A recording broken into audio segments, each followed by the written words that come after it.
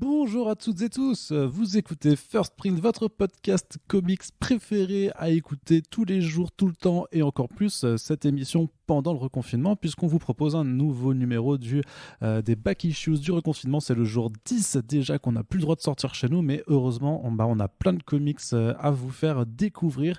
Et pour cette 10e édition quotidienne, nous avons de nouveau l'ami Corentin avec nous. Bonjour Corentin. Yo. Bonjour Arnaud, comment vas-tu ? Ça va très très bien, je te remercie. Tant mieux. Ah bah oui, exactement. Et aujourd'hui, pour ce jour 10 du reconfinement de novembre 2020, tu vas nous parler d'une BD qui te tient à cœur, je le crois, puisque depuis que je te connais, je pense qu'il n'y a pas une année sans que tu me dises à chaque fois « Mais Arnaud, il faut que tu lises ça ». Et à chaque fois, je te réponds « J'ai lu le premier tome, mais il faut que je continue la suite. Je suis désolé, je ne trouve pas le temps ». Bref, on va parler de Scalped de Jason Aaron et R.M. Guerra, sorti chez Vertigo et dispo en VF chez Urban Comics. Et Scalped, c'est le polar dans une réserve indienne qui te met des grosses baffes tellement c'est hyper bien écrit et hyper bien dessiné. Est-ce que je résume bien ton avis déjà, Corentin ? Ah oui, mais même j'irai plus loin. Enfin, pour moi, Scalped, c'est l'une de mes BD préférées de Vertigo, un imprint auquel vous savez que je tiens, malgré sa mort. Pour vous résumer ça très clairement, oui, donc comme tu l'as dit, c'est... Enfin, je sais même pas si tu l'as dit d'ailleurs, parce que je t'écoute jamais en fait. Mais merci, c'est très sympa. C'est très sympa, vraiment. C'est donc basé dans une réserve indienne, effectivement. Alors, le projet de Scalped est intéressant parce que justement, c'est un petit peu le Sandman du flingue dans la gueule. C'est-à-dire que c'est...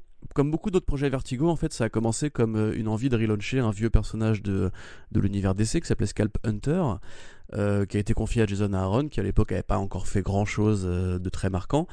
Un petit peu comme Neil Gaiman avec le Sandman original, qui d'ailleurs devait être le personnage avec son pistolet à gaz, etc. Là, en l'occurrence, on est parti sur complètement autre chose encore une fois. On a coupé les ponts avec l'univers DC et on a créé donc Scalped, qui est l'histoire, on va dire, pour résumer très simplement, d'un personnage qui s'appelle Dashiell Bad Horse, et donc est un natif américain, enfin un natif américain, ou un amérindien comme on disait à l'époque, qui a quitté sa réserve naturelle, enfin sa réserve d'origine, qui a vécu 15 ans un petit peu à barouder dans le pays, etc. Et puis un jour qui revient dans cette réserve, donc qui est l'endroit où sont parqués les gens de sa tribu, pour remettre un peu d'ordre, on va dire, dans le grand foutoir que c'est devenu. Donc ça interroge en fait un truc qui est très commun aux États-Unis, qui est très commun en Europe ou même à tout l'Occident en général, qui sont les zones de non-droit où la corruption, la violence et le chômage gangrènent un petit peu la société.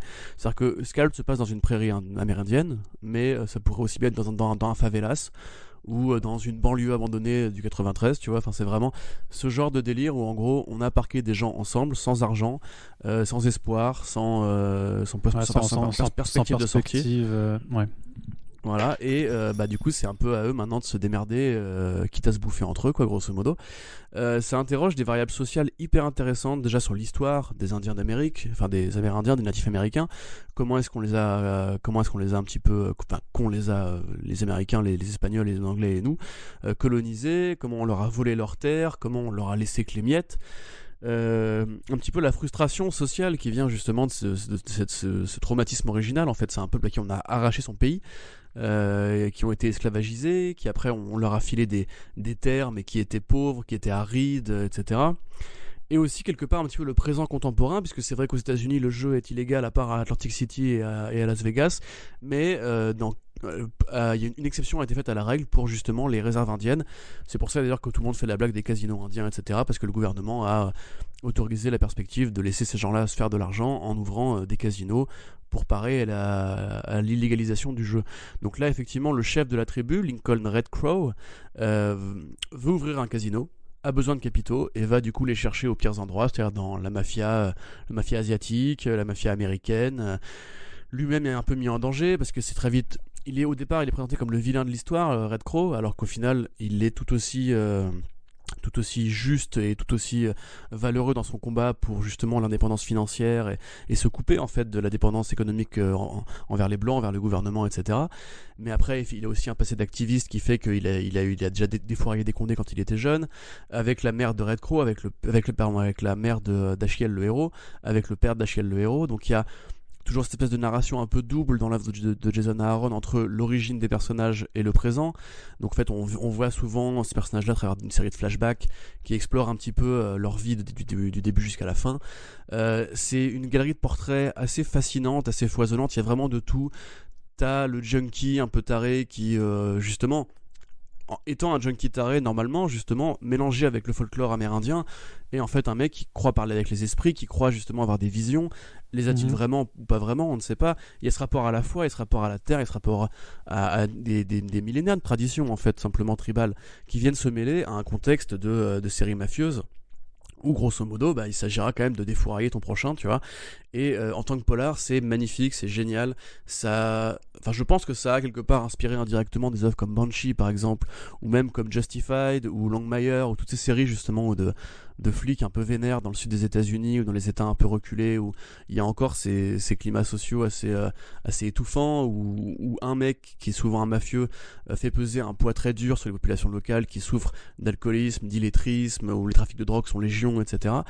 Et ça fait tout ça, mais en plus en rajoutant effectivement ce côté natif américain, qui est un sujet quand même très peu évoqué dans la fiction américaine. Enfin, il y a peu de films à 100 millions de budget qui évoquent ce genre de sujet, à part Lone Ranger éventuellement, mais c'est un film comique entre guillemets. Lone Ranger, c'est de la grosse exploit de Disney, c'est pas. Et que là, pour le coup, c'est quand même une des œuvres marquantes qui traite de ce sujet-là, et qui le traite bien, de manière documentée et riche, quoi qu'elle soit faite par deux personnes qui ne sont pas directement concernées par le sujet. Jason Aaron a quand même fait d'énormes recherches pour y arriver, et dans le cas d'R.M. Guerra, les plaines de Prairie Rose sont absolument magnifiques. C'est une BD qui est très très belle. C'est l'un de ses plus beaux travaux, et à l'époque justement ça avait un petit peu soufflé tout le monde, parce que R.M. Guerra, qui est donc un auteur d'Europe de l'Est, n'a jamais été aux États-Unis quand il travaillait sur Scalped. Il a juste travaillé à partir de photographies, à partir de descriptions, à partir de ce qu'il voyait dans les films, et quelque part on pourrait s'imaginer une sorte de version un peu épinale de la plaine américaine, mais au final c'est quand même vachement bien foutu, et ça suinte, ça pue. Enfin, tu vois le côté ghetto, tu vois le côté aussi la beauté de la nature confrontée à cette situation sociale très en crise. Au niveau de la violence graphique, c'est un régal, j'ai envie de dire, quitte à passer pour un sociopathe. C'est vraiment très très recherché. Il y a des belles scènes de fusillade, il y a des morts au couteau. Un truc indispensable justement d'une série qui s'appelle Scalped, et dont le logo est des lettres scalpées en fait au niveau du haut. Donc évidemment il y a du scalpage occasionnellement, mais surtout vraiment au-delà du côté justement un peu burné, un peu gun, un peu flic, un peu mafieux, etc. C'est vraiment une super aventure humaine, un vrai propos justement très noir, très sombre, très polar, très film noir moderne. C'est un néo-noir en fait, vraiment c'est un néo-noir, c'est un néo-western à la Léon, avec tout ce côté un peu fataliste et dépressif sur la vie. Tous les personnages sont niqués de la tête. Ils sont tous condamnés à un destin funèbre, parce que c'est juste comme ça que ça marche. Entre guillemets, tous payent pour le crime originel du général Custer, ou tous ces connards-là qui ont massacré les Indiens, les Amérindiens, les natifs américains. Faut que j'arrête de dire Indiens, décidément. Et c'est vraiment un bête de chef-d'œuvre, pour le coup, j'ose le dire. C'est vraiment à découvrir si vous ne l'avez pas encore lu. C'est à ajouter justement à Southern Bastards, qui est un peu la réponse pour le coup de l'Amérique blanche, à l'Amérique blanche de Scalped, ou bien même à tout le travail de Aaron sur Thor, puisque finalement ça parle aussi un petit peu de ces sujets, de comment les mythes des pères et du passé rattrapent un petit peu le présent, comment justement tu n'arrives pas à échapper à ce destin qui te cavale après, comment quelque part aussi ces mythologies qu'on a tendance un petit peu à survoler dans l'imaginaire hollywoodien ou occidental ont vraiment une influence culturelle et reposent en fait sur des mécanismes cérébraux qui vont guider les actions des personnages, parce que c'est intégré dans leur tête que t'as été élevé comme ça, avec telle croyance, donc du coup forcément tu fais tel choix, etc. Et c'est vraiment, pour moi ça fait partie des meilleures séries de Vertigo. Je la mettrais par exemple devant 100 Bullets dans la catégorie des polars, parce que justement ça a ces dessins merveilleux, c'est long, ça développe tous les personnages, à la fin ils sont tous fascinants, il n'y a pas de méchants, il n'y a pas de gentils, ils sont tous tarés, ils sont tous niqués. Et voilà, j'arrête de vous le survendre. Grosso modo, c'est bien, lisez-le. C'est ça. Et une petite pensée aux fans de Eduardo Risso qui doivent être outrés de ce que tu viens juste de dire avant, mais ce n'est pas Ouais, grave. je préfère RM Guerra à Eduardo Risso. Voilà, c'est le Eh coming bien, out de la vie. c'est ton droit. On ne te jugera pas. En tout cas, merci pour cette présentation. Je savais que tu arriverais à le vendre, voilà, avec des paillettes dans les yeux. Donc, pour ce qui est de la disponibilité, c'est en VF chez Urban Comics. Il y a 5 intégrales qui existent, voilà, donc à 28 € à pièce. Donc, toujours pouvez tenter la première intégrale avant de vous lancer dans la suite, même si ça représente un petit investissement. Mais bon, vu que Corentin vous l'a très très bien vendu, j'imagine Après, je pense que les tomes 1 de l'époque où c'était publié en 6 numéros, il y a 10 fois, il y a 10 fois 6 numéros en Urban Comics aussi. Je pense que ça se trouve facilement sur le web. Mais pas sur Amazon, attention, mais sur Le Bon Coin ou quoi, si vous voulez enrichir un autre passionné de comics, à mon avis, ça se trouve pas non plus très difficilement. Oui, après, s'il est en train de revendre Scalp, est-il vraiment passionné? C'est la question que l'on peut se Mais non, poser. pour acheter l'intégrale, tu vois. Ah, d'accord, ok. Très bien, bah écoute, en tout cas, merci Corentin pour cette nouvelle recommandation. On espère que les back issues du reconfinement vous accompagnent au jour le jour et vous permettent un petit peu de vous sortir les idées de la tête. Et on se dit donc bah, à demain pour la suite des back issues du reconfinement. Salut! Salut!